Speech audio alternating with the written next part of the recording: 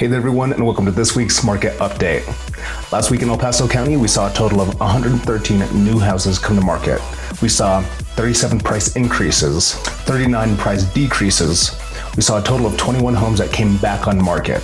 Those are houses that were under contract that didn't make it all the way to close for one reason or another.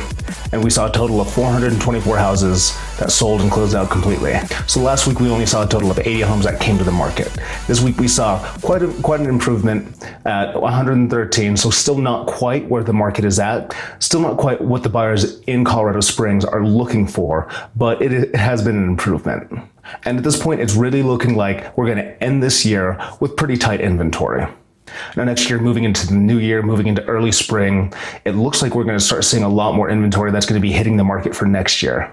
There still are going to be a number of great properties that are coming onto the market until next spring. In that meantime, it's going to be people who have to sell, people who have a very specific reason, a very specific timeline, and they're going to be looking to sell, of course, for the best price they can get, but also the surest deal and somebody who can close quickly. So there's probably going to be a few hidden gems in that as well. But even still, next spring, it looks like we're going to have quite a bit that's going to be coming to market.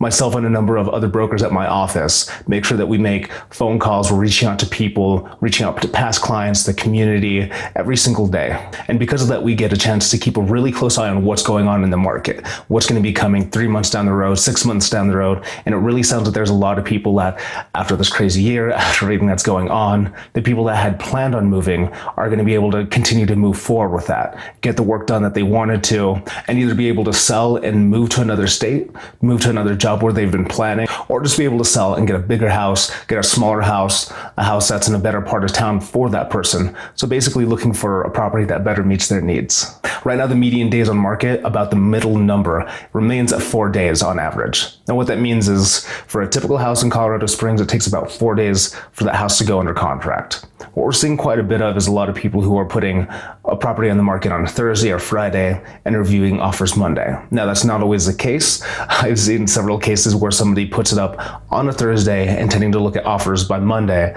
but they get so many offers on a certain property that they just end up accepting an offer. But again, the rule of thumb is if you see a property that you like, if you know somebody who's looking, it's super important to get out to that property as soon as possible to see if it's something that you do want to put an offer on or if it's something that you wouldn't mind passing. But that concludes this week's market update. If you have any questions on any of the numbers I covered, if you're curious about what's going on in your neighborhood, or there's a certain neighborhood you'd like to keep an eye on, feel free to reach out to me. You can always give me a call, send me a text, or send me a message anytime. That concludes this week's market update, and thank you for watching.